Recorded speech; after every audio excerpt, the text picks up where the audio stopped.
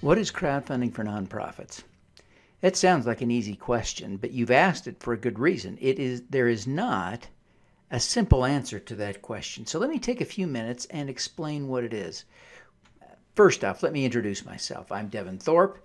I'm the author of Crowdfunding for Social Good. I've covered crowdfunding for Forbes as a regular Forbes contributor now for over 6 years. I run a website called goodcrowd.info where we cover crowdfunding news, and a crowdfunding school at goodcrowd.school.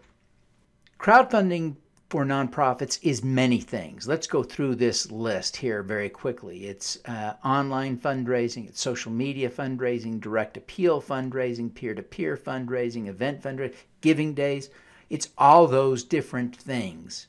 But sometimes when we talk about crowdfunding, different people will reject the label crowdfunding for some of these, but not others. But in common use among people in the nonprofit community, they will often tag any one of these things with the label crowdfunding. So if you have, don't feel bad. That's a normal thing to do, even if some experts, if you will, reject that.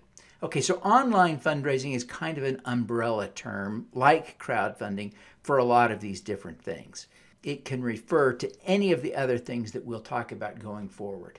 Social media fundraising is a term that isn't used very often anymore. I haven't heard it in a while, but in the earliest days of crowdfunding for nonprofits, this was a term that got thrown around a lot because people wanted to raise money on Facebook and Twitter. That's the way they thought about crowdfunding for nonprofits. A direct appeal fundraising campaign is what some people think of now as being the very definition of crowdfunding. I wouldn't narrow it to that, but some do. This is when a nonprofit organization sets out to raise money from its fans and followers directly. So it will reach out and make some sort of an appeal, usually through a combination of strategies. Email and social media, maybe even direct mail would get caught up in this, and they would ask people to make a donation. But essentially, the model of direct appeal fundraising is the same old direct appeal fundraising that nonprofits have always done, with an online aspect now integrated and typically now dominating the effort. Peer-to-peer fundraising. In my mind, this epitomizes crowdfunding, but more and more people are referring, in the nonprofit community, are referring to peer-to-peer fundraising as something different than crowdfunding. But when I think about crowdfunding, the activities of peer-to-peer fundraising are what I think about. They're what I teach people to do. It's getting your followers not to give you a check, but to gather checks to actually fundraise on your behalf. So it's a powerful, powerful tool, and a lot of money for nonprofit comes in that way. Crowdfunding can also refer to event fundraising, right? You get everybody to come do a 5K. If you can get them, as with peer-to-peer fundraising, not only to pay a $50 registration fee to run in the race, but to raise money, like the old walkathon kind of experience, to raise money for participating in the race, then really this is truly a crowdfunding kind of feature. Again, some people reject this as part of a crowdfunding campaign, but we're seeing a lot of crowdfunding tips and practices integrated now into event fundraising.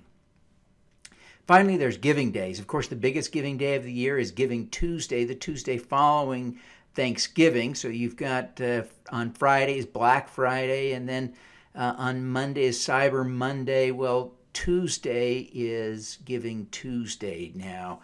That's an initiative launched by the 92nd Street Y and the UN Foundation nearly a decade ago, gaining momentum every year. But other giving days are also done. Some are statewide or citywide. Dallas has done a big one for years that's very successful. The state of Minnesota has a very successful one. Colleges and universities have begun doing this. It's a great way to activate the alumni base for universities. They're finding that to be very successful, as are some schools. So giving days tend to incorporate a lot of crowdfunding techniques.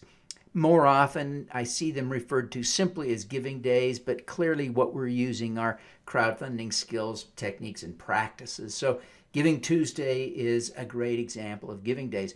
On Giving Tuesday, I do the Giving Tuesday Streamathon. I want to invite you to show up. Just visit gtstreamathon.org. Check it out.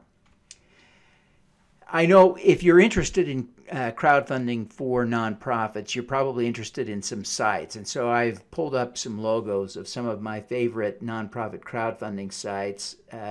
Classy is probably the biggest among these. Fundly,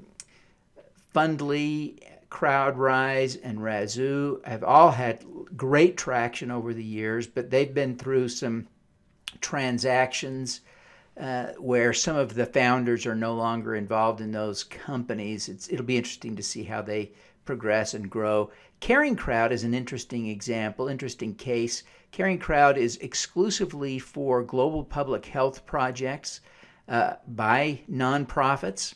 Johnson & Johnson operates that website and will frequently match money raised on the site. Nearly 50% of the money that has been raised on Caring Crowd is actually money from Johnson & Johnson. So if you're in the public health space, I'd encourage you to check that one out. Just as a disclosure, Fundraiser and Caring Crowd have sponsored my work. I want to offer you a little discount at goodcrowd.school. If you visit goodcrowd.school today and use the coupon code OFF50 forever, you can get 50% off any of the courses at goodcrowd.school. So check it out today. Hey, thanks for being with me. I really appreciate your time. Good luck to you with all of your nonprofit crowdfunding efforts.